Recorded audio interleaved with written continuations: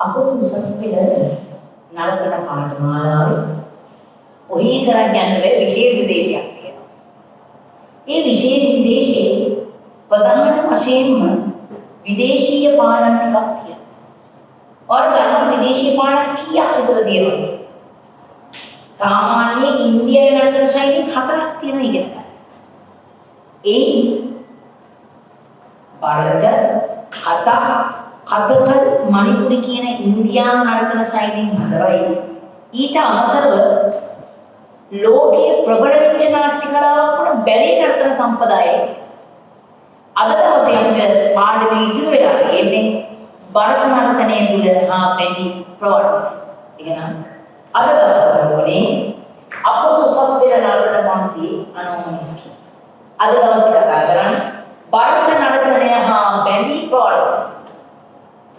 දක්ෂිණ ಭಾರತයේ මදුනාසි නැත්නම් තාන්ජෝර්නි උපතලද භරත නර්තනයේ ප්‍රවර්තනය කියනකොට අතිශය වැදගත් මොන කාලවල ස්නේහයේද 18 වන සියවසේ අගභාගයේ 18 වන සියවසේ අගභාගයේ මේ භරත නර්තනයේ ප්‍රවර්තනය කරන්න මහා උදායකත්වයක් දැක්වුවා කවුද? තංජාවුර් සහෝදරයෝ. තංජාවුර්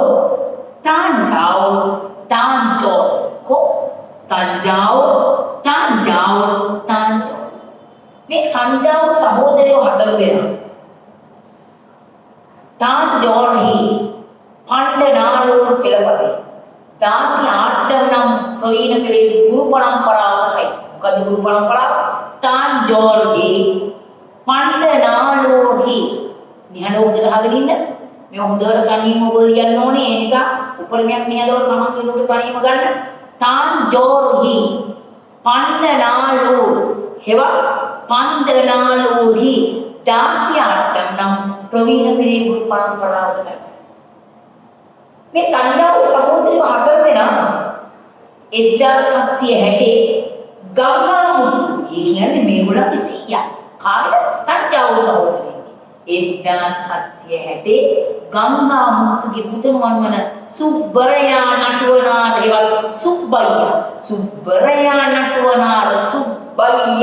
සුබ්බයියා නටුවනාර හෙවත් සුබ්බයියාගේ පුතණුවන් අතර ඒ කියන්නේ තංජාවුර් සහෝදරයන්ගේ සීයා ගංගාමුතු තාත්තා තමයි පුතේ සුබ්බරයා නටුවනාර හෙවත් සුබ්බයියා. මේ තාත්තගේ පුතු 4 දෙනා. ඒ කියන්නේ සුබ්බයියා කියන නටුවනාරවරයාගේ පුතු 4 දෙනා වෙන චින්නයියා, පොන්නයියා, වඩිවේලු ශිවනානන් කියන මේ 4 දෙනා පුදුම දක්ෂයි කරපොන. මොනවා? භරත නර්තනයේ දක්ෂ. ඒකේ ගීත ගායන, ඒවේ වාදන ශාස්ත්‍රයේ, තාලාවෝදේ, වයලින් වාදනයේ, භාෂා සාහිත්‍යයේ ඔක්කොම දක්ෂ. බලන්න ඒකාංශිකේ විතරක් නෙමෙයි. භරත නැගීමේ පැතිකඩ වල රසක් මේ තංජාවුර් සහෝදරයෝ. ඒ විතරක් නෙමෙයි.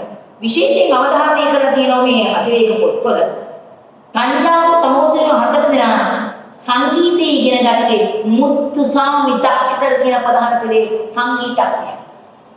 මුත්තුසාමි දක්ෂිතර කවුරුද? මුත්තුසාමි දක්ෂිතර කියන මේ සංගීත වේදියට උපහාර වලට දැනුම ලබා පාරතරණයම විතරක් නෙමෙයි මේ කර්ණාටක සංගීතය ආදී සංගීත පිළිබඳ හසල දැනුමක් ඇති මේ තංජාවුර් සහෝදරයෝ 4 දෙනා සංගීතය ඉගෙන ගත්ත මාස්ටර් වන මුත්තුසාමි දක්ෂිතරට උපහාර පිළිස මොකද කළේ? නවරත්න මාලා කියලා ගීත 9කින් කීර්තන නැටුමක් නැටුවා. කාටද? ඔව් මුත්තුසාමි දක්ෂිතරට උපහාර පිළිස. ඒ විතරකුත් නෙමෙයි මේ තාත්තවල සුබ්බරයා නටුවනාරුයි මේ තංජාවුර් සහෝදරයෝ 4 දෙනයි මගේ පුතේ. මේගොල්ලන්ගේ දක්ෂතාවය නිසා චෙන්ගානර කෝවිලේ කොහෙද කෝවිල? චෙන්ගානර කෝවිල. මොන කෝවිලද? චෙන්ගානර කෝවිලේ ගැමි සංගීතය වාරවල. ඒ කියන්නේ හැකියාවන් බලන්න. එක පැත්තකනේ පැතිකඩවල රසකට හැකියාවන්. එසේම මේ තංජාවුර් සහෝදරයෝ 4 දෙනාගේ දක්ෂ ලෙස කර්ණාටක සංගීතයේ උපන් හැකියාවක් දැක්වුව කවුද? වඩිවේලු. කවුද පුතා? වඩිවේලු. මේ වඩිවේලු කියන ප්‍රධාන පෙළේ නර්තන වේදියට උදේට සංගීතයක්. මේ සංගීත ඥානය නිසා වඩිවේලුට ට්‍රැවන්කෝර් මහරජා ස්වස්ති තිරුනාල් රජමාලිගාවේ සංගීත භාරව කටයුතු කළා. කොහෙද රජමාලිගාව? ට්‍රැවන්කෝර් මහරජා ස්වස්ති තිරුනාල් ගේ රජමාලිගාවේ සංගීත භාරව කටයුතු කළා. ඒ විතර මේ තංජාවුරු සහෝදරයෝ 4 දෙනා අතරින් දක්ෂම ගුරුවරු දෙන්නා දක්ෂම නටුවනාගුරු දෙන්නා උනේ චින්නයියයි පොන්නයි. මෙන්න මේ චින්නයියටයි පොන්නයියටයි ආරාධනා කරනවා. කවුද නේද? චින්නයියයි පොන්නයි. ආරාධනා කරනවා. පහදීශ්වර දේවාලයේ නර්තන භාරව කටයුතු කරා. ඔය පහදීශ්වර දේවාලය නර්තන භාරව කටයුතු කරන්නත් ආරාධනා. ඒ විතරයි. ඔය 4 දෙනා අතරින් වඩිවේලුට මයිසූර් මහරජා මයිසූර් පරිප්පුණ වේදිකා මයිසූර් මහරජාගේ රජමාලිගාව නර්තන ශිල්පියෙක් ලෙස සේවය කළා. මේ තංජාවුරු සහෝදරයන්ගේ මේ පූර්ණ දැනුම සහ මේ අවශේෂ දක්ෂතා නිසා ටිකෙන් ටික ඒගොල්ලෝ මේ මధుරාසී නැටුම් කලාවන් ඔස්සේ ඉදිරියට ගියා. එහෙනම් තංජාවුරු සහෝදරයෝ 4 දෙනාගේ පූර්ණ දායකත්වය මත නැටුම් කලාව තංජාවුරු සහෝදරයෝ 4 දෙනාගෙන් පස්සේ මේ නැතිමට උරු දුන්න නායකයා තමයි තංජාවුරු සහෝදරයෙක් පොන්නයියාගේ මුණ පුරාවන මීනාක්ෂි සුන්දරම් පිල්ලේ. කවුද පුතා? මීනාක්ෂි සුන්දරම් පිල්ලේ යටතේ නැටුම් කලාව තුනක්. මීනාක්ෂි සුන්දරම් පිල්ලේගේ අතිශය සංකීර්ණ සේවාවන් ටිකක් තියෙනවා තමයි. මීනාක්ෂි සුන්දරම් පිල්ලේ දක්ෂ නටුවනාරවරයෙක්. මෙයා තමන්ගේ ගෙදර ගුරු නිකේතනයක් කරගත්තා. නොබෙලේක කරු ඔක්කොම නොබෙලේ ශික්ෂාස්ත්‍රයේ ඒ විතරක් නෙමෙයි කරන්නේ. තමන්ගේ දැනුම නිසා වරද නැතිවේ කියන ගැඹුරු ඥානය නිසා මෙයා අලුත් රංග ජවනිකා වර්ධනය කරන හඳුන්වනවා. මේ සේවයක් කරපු මීනාක්ෂි සුන්දරම් පිල්ලේට සමාජීය විති නාමයක් පටවන්න මොකද්ද? භාරත නැටුමේ පීතෘණුවයි. කවුද? භාරත නැටුමේ පීතෘණුවයි.